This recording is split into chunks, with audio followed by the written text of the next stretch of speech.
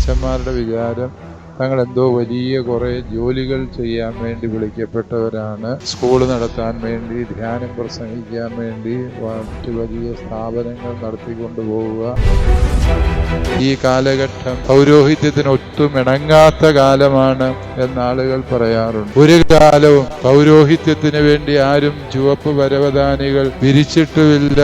നമ്മെ ആരും വാദ്യമേളങ്ങളോട് സ്വാഗതം ചെയ്യാറുമില്ല. എല്ലാവരും നമുക്കെതിരായി അധിക്ഷേപങ്ങൾ ഉന്നയിക്കുമ്പോൾ പ്രിയ മകനെ, നീ പതറാൻ പാടില്ല. ഈ ഭൂമിയിൽ സോഷ്യൽ മീഡിയയിലൂടെ വാളെടുത്തവനല്ല എന്ന മട്ടില് പുരോഹിതരെ അവരെ എത്രമേൽ ആക്ഷേപിക്കാമോ അത്രമേൽ ആക്ഷേപിക്കാൻ മത്സരിക്കുമ്പോൾ നിങ്ങളുടെ ആത്മാവിന്റെ ബലത്തെ പരീക്ഷിക്കാൻ ഒരു ശക്തിയെയും നിങ്ങൾ അനുവദിക്കാതിരിക്കുന്ന ആർജവത്വം നേടുമ്പോഴാണ്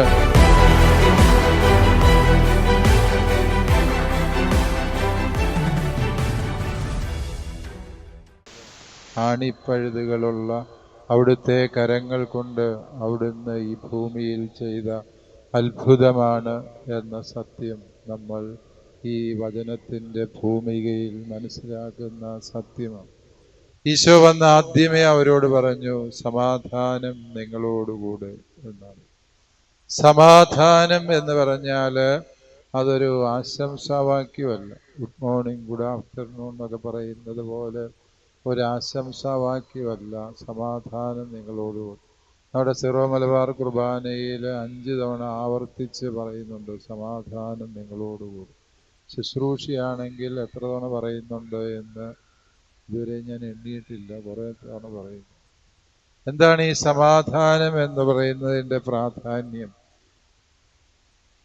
നമ്മുടെ പൗരസ്ത്യ ആരാധനാക്രമത്തിൽ സമാധാനം എന്ന് പറഞ്ഞാൽ ഉത്ഥാനം ചെയ്ത ഈശോയുടെ പേരാണ് സമാധാനം.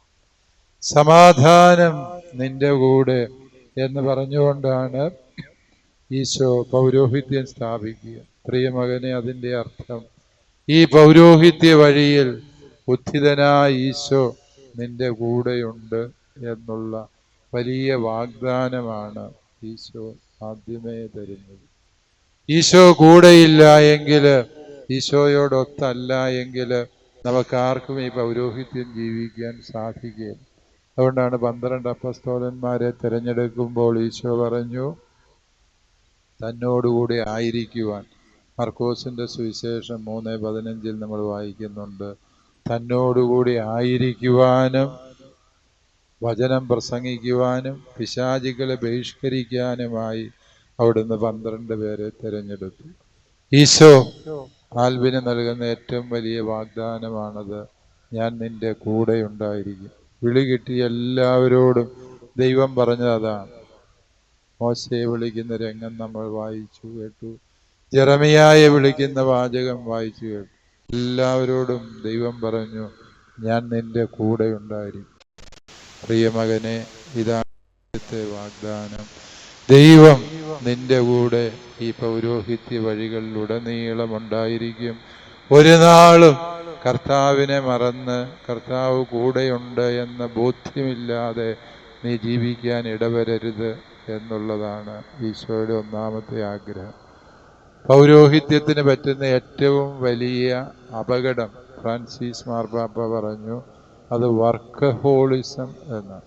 അച്ഛന്മാരുടെ വിചാരം തങ്ങൾ എന്തോ വലിയ കുറേ ജോലികൾ ചെയ്യാൻ വേണ്ടി വിളിക്കപ്പെട്ടവരാണ്. സ്കൂൾ നടത്താൻ വേണ്ടി, ധ്യാനം പ്രസംഗിക്കാൻ വേണ്ടി, മറ്റ് വലിയ സ്ഥാപനങ്ങൾ നടത്തിക്കൊണ്ടു പോവുക. അതിനിടയിൽ കാനോൻ നമസ്കാരം ചെല്ലാൻ പോലും സമയം കിട്ടാത്ത വിധത്തിൽ വൈദികര് ജോലിഭാരത്താൽ കഷ്ടപ്പെടുന്നുണ്ട് എന്നുള്ളത് പ്രൊഫഷണലിസ്റ്റുകൾക്ക് അല്ലാത്ത വൈദികർക്കറിയാം. നിങ്ങൾ പിന്നെ അങ്ങനെയൊന്നും വീഴ്ച വരുത്തുന്നവരല്ല എന്ന് ഞാൻ വിചാരിക്കും. കാരണം പ്രൊഫഷണലിസ്റ്റ് എന്ന് പറഞ്ഞാൽ പ്രാർത്ഥിക്കാൻ വേണ്ടിയുള്ള സമൂഹം എന്നാണല്ലോ എൻ്റെ അർത്ഥം, അല്ലേ? പ്രൊഗാര് എന്ന ലത്തീൻ ഭാഷയിൽ പറഞ്ഞാൽ പ്രാർത്ഥിക്കുക എന്ന്. ഇവർ പ്രാർത്ഥിക്കാൻ വേണ്ടിയുള്ളവരായതുകൊണ്ട് ആൽവിന് മറ്റ് ഏത് അച്ഛന് അബദ്ധം പറ്റിയാലും നിനക്ക് പറ്റാൻ പാടില്ല.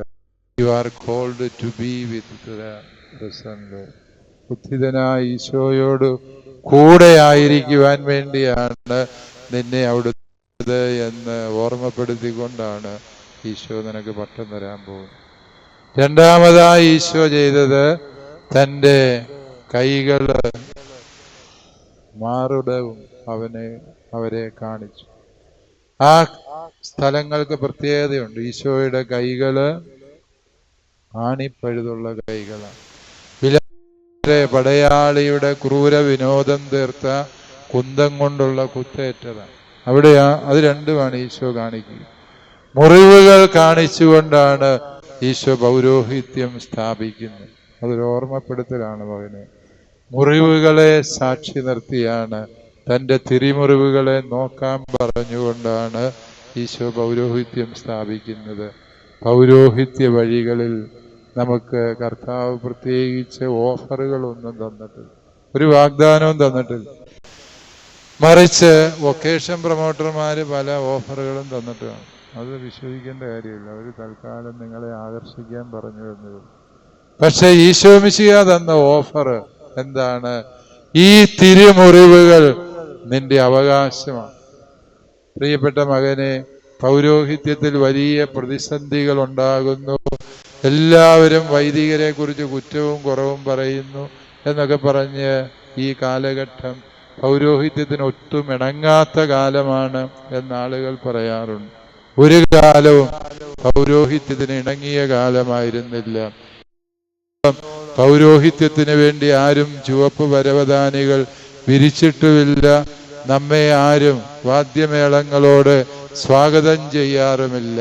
മിശിഹാ തമ്പുരാൻ നമ്മെ വിളിച്ചത് അവൻ്റെ കുരിശിൻ്റെ വഴിയെ നടക്കാനാണ്, ചോരവാർന്ന അവൻ്റെ പാതയിലൂടെ നടക്കാനാണ്. അവൻ്റെ തിരുമുറിവുകളാണ് അവൻ നമുക്ക് ഓഹരിയായി തന്നത് എന്നുള്ള സത്യം പ്രിയമകനെ നീ വിസ്മരിക്കരുത്. അതുകൊണ്ട് പൗരോഹിത്യ വഴിയിൽ സുഖവും സന്തോഷവും സുരക്ഷിതത്വവും കുറഞ്ഞു പോകുമ്പോൾ കലഹിക്കുന്നവരാകാൻ പാടില്ല. മറിച്ച് കർത്താവ് വേറെ ഒരു വാഗ്ദാനവും തന്നല്ല തൻ്റെ പുരോഹിതരെ ചേർത്ത് നിർത്തുന്നത്. എൻ്റെ തിരുമുറിവുകളാണ് നിന്റെ ഓഹരി എന്ന് തന്നെയാണ് കർത്താവ് പറയുക. എല്ലാവരും നമുക്കെതിരായി അധിക്ഷേപങ്ങൾ ഉന്നയിക്കുമ്പോൾ പ്രിയമകനെ നീ പതറാൻ പാടില്ല. ഈ ഭൂമിയിൽ സോഷ്യൽ മീഡിയയിലൂടെ വാളെടുത്തവനെല്ലാം പാട് എന്ന മട്ടില് പുരോഹിതരെ അധിക്ഷേപിക്കാനും പുരോഹിതന്റെ നിസ്സാരമായ തെറ്റുകളെ പോലും പർവ്വതീകരിച്ച് അവരെ എത്രമേൽ ആക്ഷേപിക്കാമോ അത്രമേൽ ആക്ഷേപിക്കാൻ മത്സരിക്കുമ്പോൾ നിങ്ങൾ നഷ്ടധൈര്യരാകരുത്. സോഷ്യൽ മീഡിയയിലൂടെ നിങ്ങളുടെ ആത്മാവിൻ്റെ ബലത്തെ പരീക്ഷിക്കാൻ ഒരു ശക്തിയെയും നിങ്ങൾ അനുവദിക്കാതിരിക്കുന്ന ആർജവത്വം നേടുമ്പോഴാണ് കർത്താവ് കാണിച്ച ഈ മുറിവുകളുടെ അർത്ഥം പ്രിയമകനെ നിനക്ക് മനസ്സിലാകുന്നു. ഈ മുറിവുകൾ എന്ന് പറഞ്ഞാൽ ഇതുപോലെ വേദനകളിലും കഷ്ടപ്പാടുകളിലും തിരസ്കരണങ്ങളിലും പ്രിയപ്പോലും കൈവിട്ടതിൻ്റെ അനുഭവത്തിലും നിന്നുകൊണ്ടാണ് പൗരോഹിത്യം എന്ന സത്യത്തെ നാം ജീവിതം കൊണ്ട് സാക്ഷ്യപ്പെടുത്തേണ്ടത് എന്ന് ഈശോ പറയുന്നതിൻ്റെ പൊരുള് നിന്റെ ഹൃദയത്തിൽ ആഴത്തിൽ പതിയട്ടെ എന്ന് ഞാൻ ആശംസിക്കുന്നു. ഈശോ അഷ്ടസൗഭാഗ്യങ്ങൾ പറയുമ്പോൾ എട്ടാമത്തെ സൗഭാഗ്യം ഞാൻ വിചാരിക്കുന്നു അത് വൈദികർക്കുള്ള സൗഭാഗ്യമാണ്. സമർപ്പിതർക്കും അതിൻ്റെ ഭാഗമാണ്. അതിങ്ങനെയാണ് ഈശോ പറയുക: മറ്റുള്ളവരെല്ലാത്തരം ആരോപണങ്ങളും നിങ്ങൾക്കെതിരെ വ്യാജമായി ഉന്നയിക്കുമ്പോൾ നിങ്ങൾ ആനന്ദിച്ച് ആഹ്ലാദിക്കുവിൻ, നിങ്ങളുടെ പ്രതിഫലം വലുതാണ്. എന്തെന്നാൽ, തുടർന്നാണ് ഈശോ അതീവ സുന്ദരമായ തിരുവചനം പറയും. ഏതാന്ന് ഞാൻ ആൽവിനോട് ചോദിക്കുന്നില്ല, ഇനി ഇൻകേസ് പറഞ്ഞില്ലേൽ അത് മോശമാകുമല്ലോ എന്ന് വിചാരിച്ച് ഞാൻ തന്നെ പറയാം. എന്തെന്നാൽ തങ്ങൾക്ക് മുൻപേ വന്ന പ്രവാചകന്മാരോടും അവർ ഇപ്രകാരം തന്നെയാണ് ചെയ്തത്. ഇതാണ് വചനം പറയുന്നത്. അതായത് രക്ഷാകര ചരിത്രത്തിന്റെ നെടുന്തൂണുകളായി നിൽക്കാൻ ദൈവം വിളിച്ച പ്രവാചക പ്രമുഖന്മാരോടും പുരോഹിതരോടും ദൈവജനം എന്നും അങ്ങനെ തന്നെയാണ് ചെയ്തിട്ടുള്ളത്. എല്ലാത്തരം ആരോപണങ്ങളും വ്യാജമായി ഉന്നയിച്ചിട്ടുണ്ട്. അത് കേട്ട്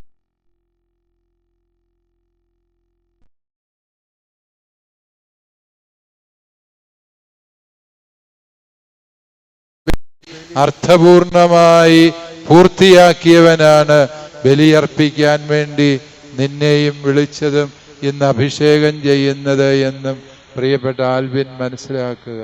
അതുകൊണ്ട് ഈ തിരുമുറിവുകൾ കാണിച്ചുകൊണ്ട് കർത്താവ് പൗരോഹിത്യം സ്ഥാപിക്കുമ്പോൾ അതിന് വളരെ ആഴമേറിയ അർത്ഥമുണ്ട്. മകനെ, നിന്നെയും കാത്തിരിക്കുന്നത് സമാനമായ തിരുമുറിവുകളും തിരസ്കരണങ്ങളും വേദനകളുമായിരിക്കും. ആർക്കും പുരോഹിതനെ അവനായിരിക്കുന്നത് പോലെ മനസ്സിലാക്കാൻ പറ്റില്ല. അത് കർത്താവ് പൗരോഹിത്യത്തിൽ ഒളിപ്പിച്ചു വെച്ച ഒരു വലിയ രഹസ്യമാണ്. ഒരു പുരോഹിതനെ മനസ്സിലാക്കാൻ ഈ ഭൂമിക്ക് ഒരിക്കലും കഴിയാറില്ല. അതുകൊണ്ട് തന്നെ പുരോഹിതനെ തമസ്കരിക്കാനും തിരസ്കരിക്കാനും ഈ ലോകത്തിന് പ്രത്യേക താല്പര്യമുണ്ട് എന്നത് നീ ഹൃദയത്തിൽ സൂക്ഷിച്ചു വയ്ക്കും. വീണ്ടും ഈശോ അവനോട് ഒരിക്കൽ കൂടി പറയുകയാണ്, ശിഷ്യന്മാരോട്, സമാധാനം നിങ്ങളോടുകൂടെ. വീണ്ടും വീണ്ടും കർത്താവ് ഓർമ്മിപ്പിക്കുകയാണ്, സങ്കടവും വേദനയും ഉണ്ടാകും മകനെ, പക്ഷേ അതിനെല്ലാം ഉപരിയായി ഞാൻ നിന്റെ കൂടെ ഉണ്ടായിരിക്കും എന്ന് കർത്താവ് വീണ്ടും ഓർമ്മിപ്പിച്ചു. തുടർന്ന് മൂന്നാമതായി ഈശോ ചെയ്യുന്നത് പരിശുദ്ധാത്മാവിനെ സ്വീകരിക്കാൻ പറഞ്ഞുകൊണ്ട് അവരുടെ ശിരസിൽ ഊതി. അതൊരത്ഭുതമാണ്. ഈശോ ഇന്ന് നിന്റെ ശിരസിൽ അവിടുത്തെ പ്രാണനിശ്വാസം നൽകിക്കൊണ്ടാണ് നിനക്ക് പൗരോഹിത്യം തരുന്നത്. ശ്രീഹന്മാരുടെ പിൻഗാമി എന്ന നിലയിൽ നിന്റെ ശിരസിൽ ഞാൻ കൈവയ്ക്കുമ്പോൾ സ്വർഗത്തിൽ നിന്ന് പരിശുദ്ധ ദൈവപുത്രൻ ഇറങ്ങി വരികയും നിന്റെ ശിരസിന്മേൽ ഊതി പരിശുദ്ധാത്മാവിനാൽ നിന്നെ നിറയ്ക്കുകയും ചെയ്യുന്ന അത്ഭുതമാണ് പൗരോഹിത്യ സ്വീകരണം എന്നോർക്കുക. ഈശോ ഇപ്രകാരം ശിഷ്യരുടെ മേൽ ഊതി എന്ന് പറയുമ്പോൾ അത് ഒരു പുതു സൃഷ്ടിയാക്കുന്ന പ്രവൃത്തിയാണ് എന്ന് ബൈബിൾ ശ്രദ്ധയോടെ പഠിച്ചാൽ നിങ്ങൾക്ക് മനസ്സിലാവും. ദൈവം ഇതിനു മുമ്പ് ഒരിക്കൽ മാത്രമേ ഊതിയിട്ടുള്ളൂ. അത് ആദിപിതാവിനെ സൃഷ്ടിച്ചപ്പോൾ, മണ്ണുകൊണ്ട് അവനെ മെനഞ്ഞെടുത്തപ്പോൾ അവന്റെ നാസാരന്ധ്രങ്ങളിലേക്ക് ഊതി. സമാനമായൊരു ഊതലാണ് ഇപ്പോൾ ദൈവം നിന്റെ മേൽ നടത്തുന്നത്.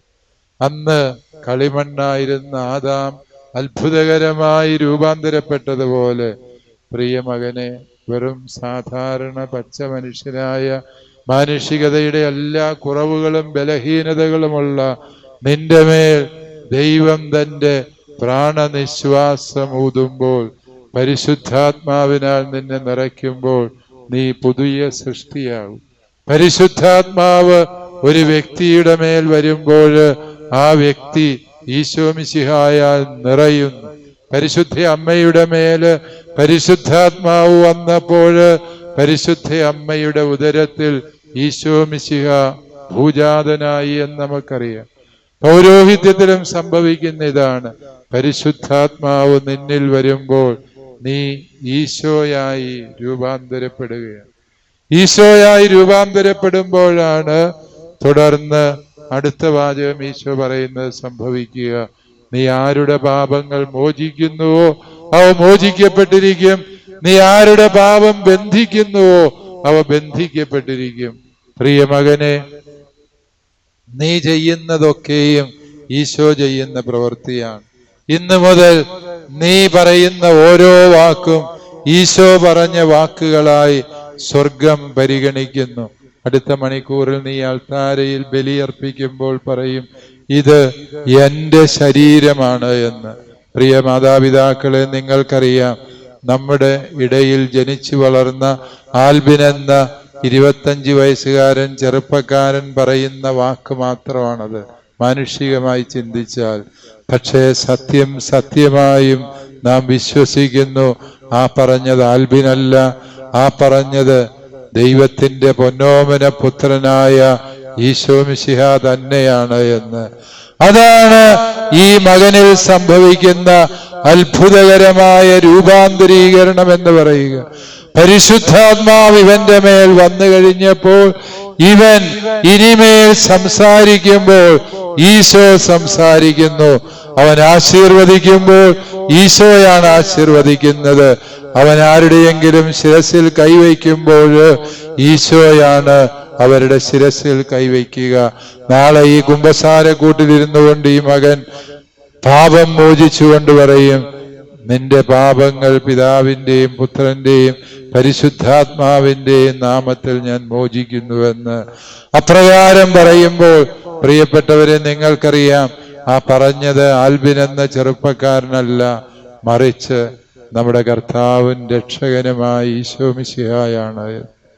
ആ ഒരു വലിയ അത്ഭുതം കർത്താവ് ഈ മകനിൽ വരുത്തുന്ന ദിവ്യമായ ശുശ്രൂഷയാണ് പൗരോഹിത്യ സ്വീകരണം എന്ന് നിങ്ങൾ മനസ്സിലാക്കുക.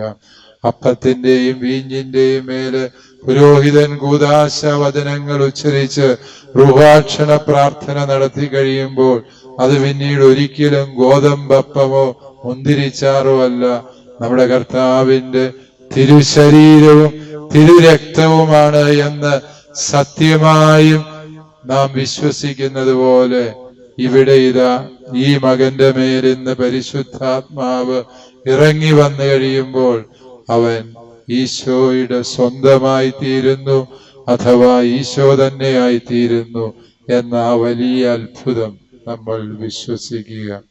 ആ ഒരു അത്ഭുതത്തിന്റെ സാക്ഷികളാകുന്നവരാണ് നമ്മള്.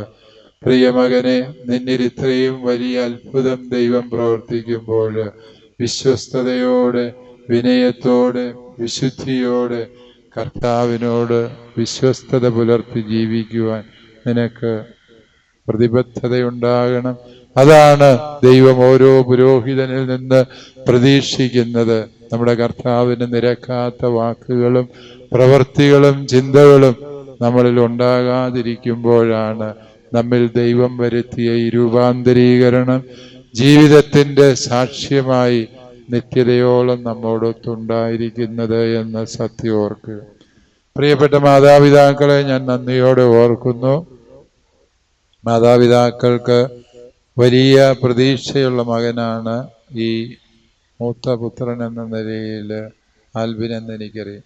നിങ്ങളുടെ ഏകജാതനെ നിങ്ങൾ കർത്താവിന് സമർപ്പിക്കുമ്പോൾ പ്രിയ മാതാപിതാക്കളെ, അതിൽ വലിയൊരു ത്യാഗമുണ്ട്.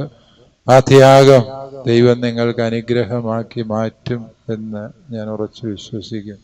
പ്രിയപ്പെട്ട ചാച്ചൻ വളരെ രോഗാവസ്ഥയിൽ കഷ്ടതയിലാണ് എന്നൊക്കെ എനിക്കറിയാം.